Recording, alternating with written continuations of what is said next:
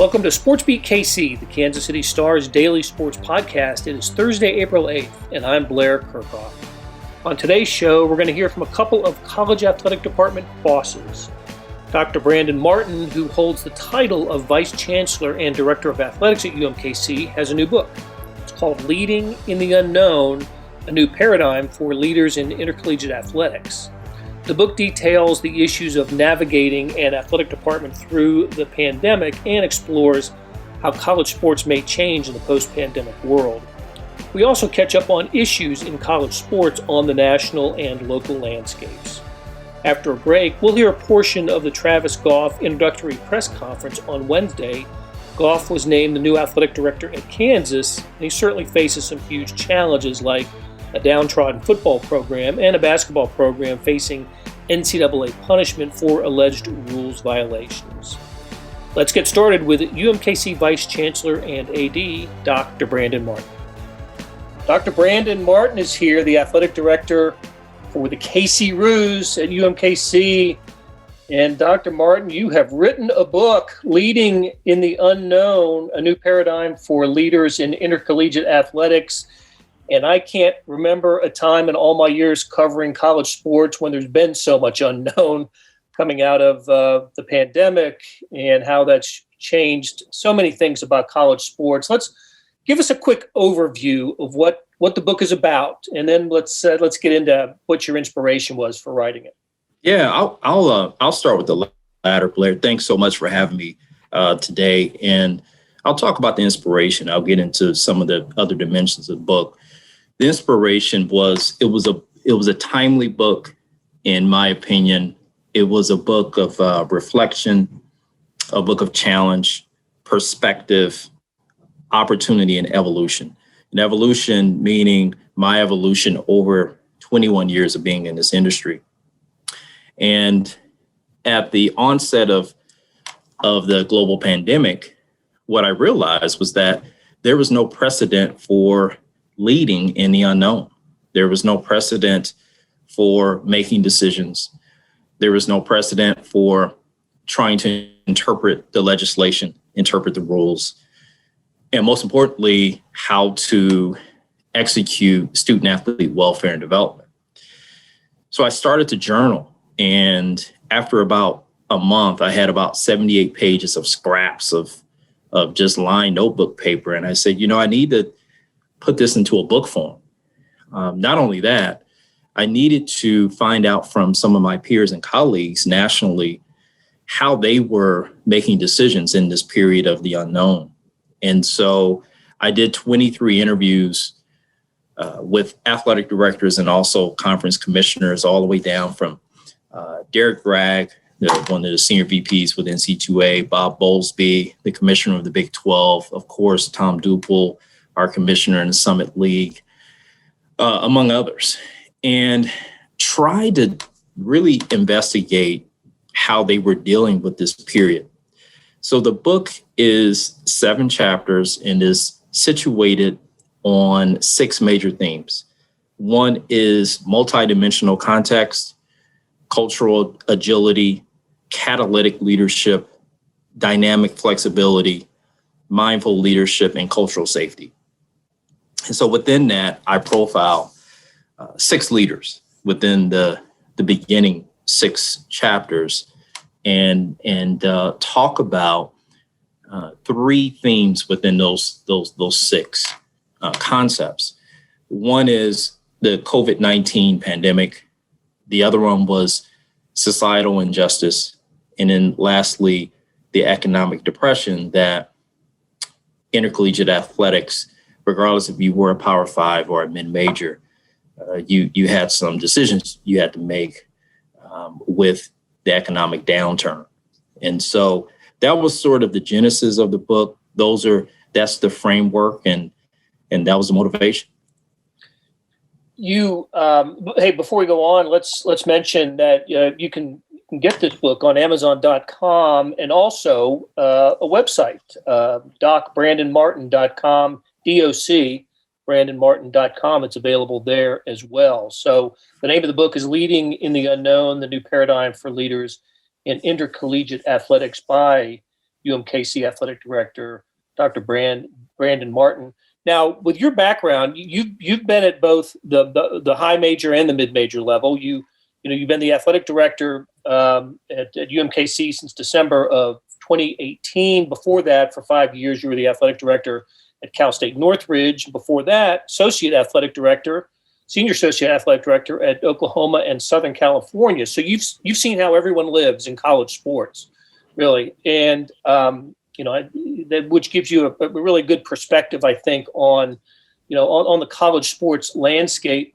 It seems to me one of the first obvious challenges for an athletic director in this world, no matter what level that you're where you're working, is financial. And of course, UMKC had to make some tough decisions university-wide, but also in athletics. Not long after the pandemic started, and you had to cut some or suspend sports, not cut them, but suspend sports.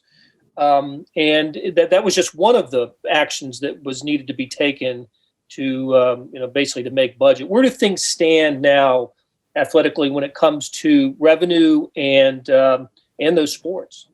Sure. We were in a position, Blair, where we had to redefine who we were and who we wanted to be in terms of competing. And there's no question that I was put in a position where I had to make some tough calls. And you mentioned suspending sports, not eliminating sports. There's a difference. Suspending sports. And I just want to clarify that one of our sports that we suspended, men's golf, has been reinstated. And so we are turning the corner from a financial standpoint. We have our priorities in place. Fundraising has been going well the last 3 to 4 months. And we still maintain that we want to compete in the Summit League, that we want to position our student athletes to have the best collegiate experience here on campus. We still maintain the fact that we believe, as Kansas City's only Division I team, that we want to garner support from all across this region and this city. So I look at it from an anti-deficit standpoint, more so an opportunity for us to really look under the hood of our department and figure out what's working, what's not working, what are some of the things that we need to do to elevate, and investigate who are some of the folks who are on the sidelines and alumni, donors, stakeholders, who we need to engage in our process. I have set the mantra of comprehensive excellence, and we still maintain that. Now, we've had to take a slight detour over the last 6 or 7 months, but our morale hasn't been better now. Our teams, as you can see, over this past competitive season, they've done well. I mean, our volleyball team played fantastic this year. Our softball team, had a lot of milestone victories over Power 5 schools, and our golf team is off to a good start, and tennis as well. And so we maintain that, and so even though we've had to take a slight detour, we're still on the climb to elevate. You mentioned some of those successes. I noticed the softball team beat number 6 ranked Oklahoma State just a couple of weeks ago. That was a nice moment for that program. What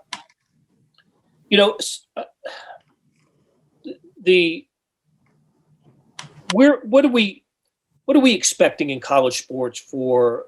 We're going to get to the end of the budget year here in a couple of months, and then the 21-22 school year will start. Will UMKC and other schools still continue to face the difficult financial challenges that were caused by they experienced in 2021? Is there some light at the end of the tunnel when it comes to revenue, and what is the status of the track and field programs? Blair, I think that's a great question. One of the themes that I mentioned and write about in my book is dynamic flexibility. And from a leadership standpoint, I contend that all leaders need to have a range of motion, just like athletes have to have a range of motion when they prepare to compete. Leaders now, we have to have that range of motion to overcome adversity and have that range of motion to deal with some of the economic issues, to make sure morale is on the upswing and intact, to make sure that we are providing our student athletes with the best experience possible, and also to ensure that our fan experience, once we get back to a new normal, is going to be positive, it's going to be uplifting, and it's going to be like it's never been before. I feel that some of the challenges that we're going to have, Blair, is with name, image, and likeness as an industry. That's sort of a moving target, as we've seen some of the states have adopted not so much compensating student athletes, but positioning them to where they can benefit financially from sponsors and profit financially, which I think is going to redefine amateurism as we know it. I don't believe coming out of name, image, and likeness college athletics is going to be the same. And it's important that athletic departments and institutions don't become brokers and advisors to student athletes as they move forward. Now, we do need safeguards in place, but it's also going to change the way we operate from a compliance standpoint. The compliance director and officer is going to be very pivotal as we move forward. So I know in the next fiscal year, the next competitive cycle, name, image, and likeness is going to be something that's going to be talked about, regardless if you're at UMKC or if you're at one of the Power 5 schools. To your question about cross country and track and field, we, over the last 5 to 6 months, have engaged stakeholders, former student athletes that have competed in that sport, and passionate alumni who want to see that sport come back. And it's up to myself and my leadership team to put a realistic plan in place for that sport to come back. It's possible that we can bring back cross country very soon, and the track and field portion a year later than that.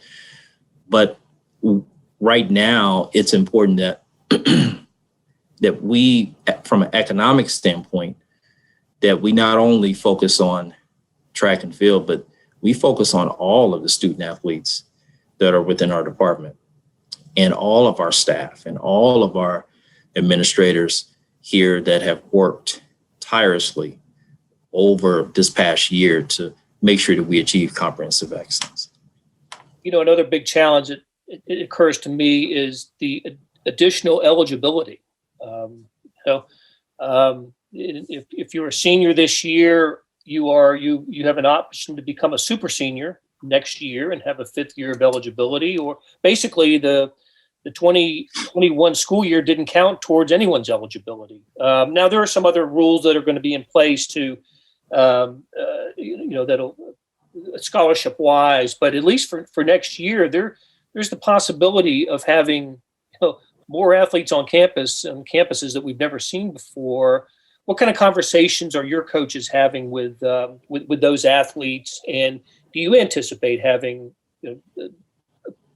additional super seniors on rosters next year?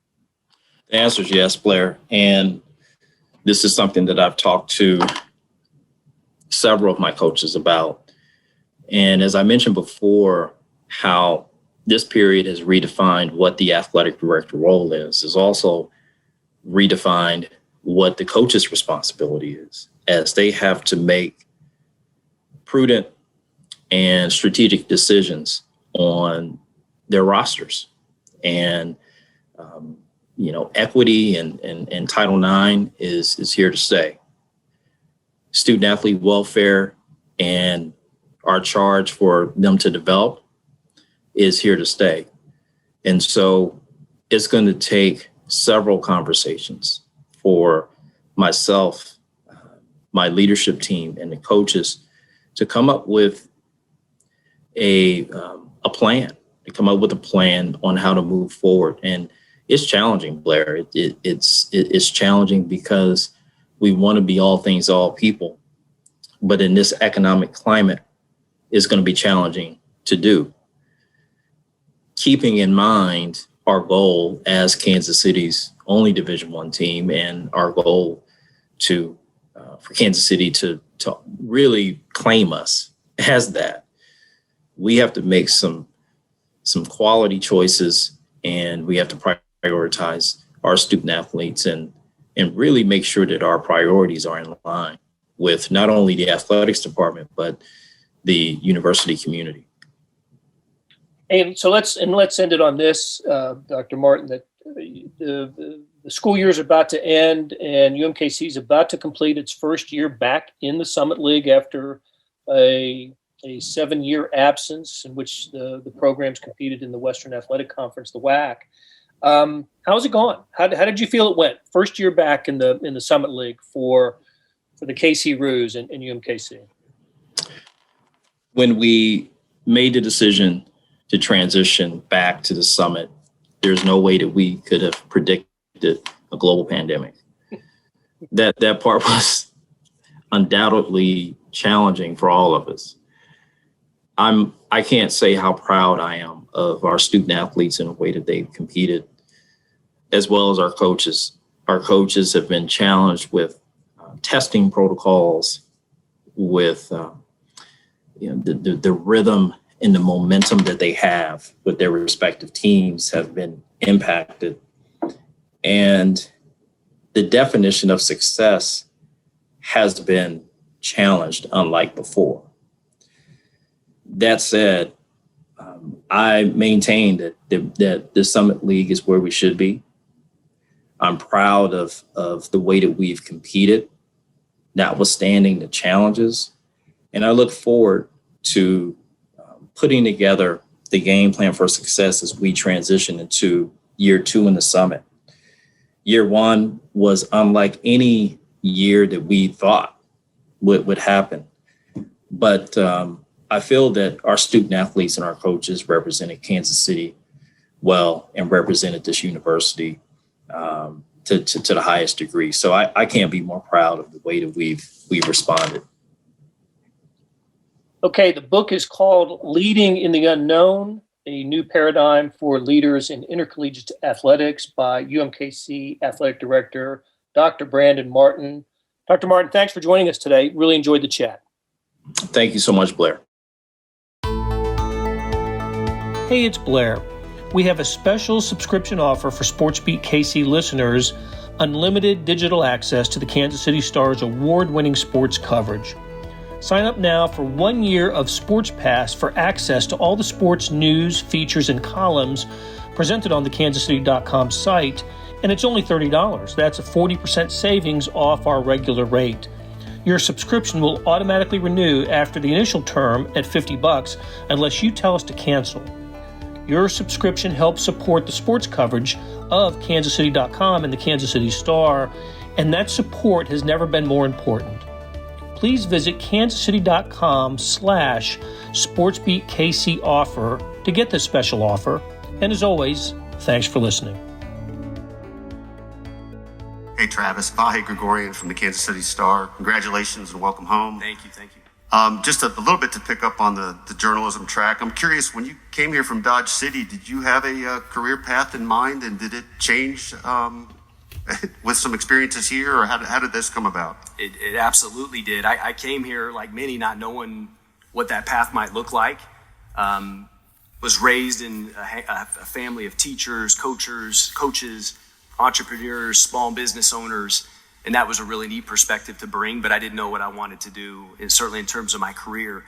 And as a junior at KU, with a little bit of a contact, I walked into that athletic department and I said, hey, I want to volunteer. I just want an opportunity as a student to learn and try to understand a little bit about what college athletics is and this idea that there's potential career opportunities there. One of the best decisions I ever made. And that's what gave me the exposure and gave me the support system in that foundation. And just to clarify, were you more sort of on the Stratcom track in journalism? So we were never going to get you on our squad? No, I love your squad, but I learned early I want to do strategic communications. And the other thing, just as the chancellor alluded to a little more directly than I had understood before, your time at Tulane really was right in the aftermath of Katrina and had a very direct impact on the campus and obviously life in New Orleans. I'm curious how that experience is something you've drawn on since in terms of being able to deal with anything. Yeah, amazing experience. And again, one of those that at the time I wasn't fully processing, right? I mean, I don't know how many could in the situation New Orleans and Tulane was in. It really started with this mindset of what can I do to help lift up this athletics program? So my particular role shifted right away because it was all hands on deck, and that was a really small deck of people to try and move forward and lift athletics literally off its back and from underwater. And, again, it was a day by day learning. It was a regular firestorm of how to navigate, how to support student athletes that were scattered, across the South and across the Southeast. And, it was really more about how do you handle yourself and how do you lift up others in adversity. And as somebody who was being asked to be part of that small team, I knew enough to know I was going to take that exceptionally seriously. And I think that's been one of the great applications from that. When you have that responsibility, when you've been asked to do that, do it consistently, do it regularly, look at how you can lift up others and lift up a program or an institution. And just to clarify, that literally was physical at times. I mean, were you guys having to do the remediation coming back? We had to leave New Orleans. The university shut down. Students scattered across the country. We worked out of Dallas.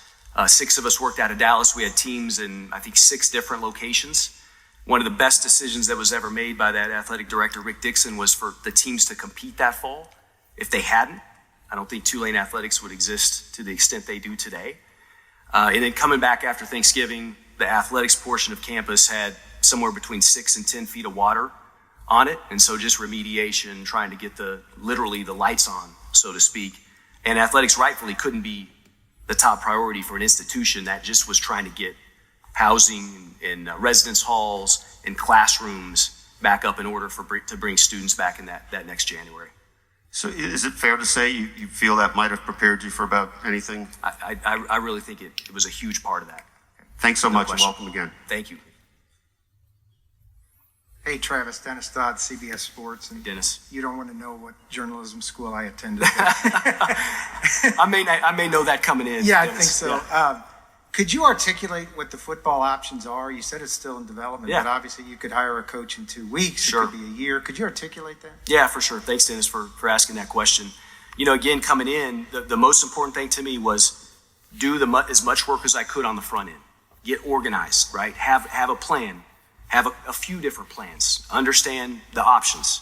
You can only do so much of that before you hit the ground. And it'd be insincere, and it would not be doing the right thing for the University of Kansas for me to have arrived yesterday with putting the head down, and this is our direction, and this is how we're moving forward, without the chance to spend time with Coach Jones, his staff, observe, and then listen. I've got to listen to the individuals who know a lot more than I do today about where Kansas football's at, the state of that roster, the mindset of the student athletes. And so that's, again, what I've kind of said. I want to dig deeper with you on that, Dennis. The second part is we do have a plan, and it's about when will I have enough information? When will I have had enough engagement? And what would be the right approach to launching that forward? So that's about you can follow up with a question. That's about where we're at here on day 2. Did you lean on Fitz about this, the whole concept of football, and will you? Well, I think, Fitz was awesome through this process and so incredibly supportive. He knows, a guy who's lived this idea of how do you build something that's going to be sustained, because that's taken years at Northwestern, as you know. It's been more about what have I been able to witness and soak up in that building process. So I've been learning from him for 8.5 plus years.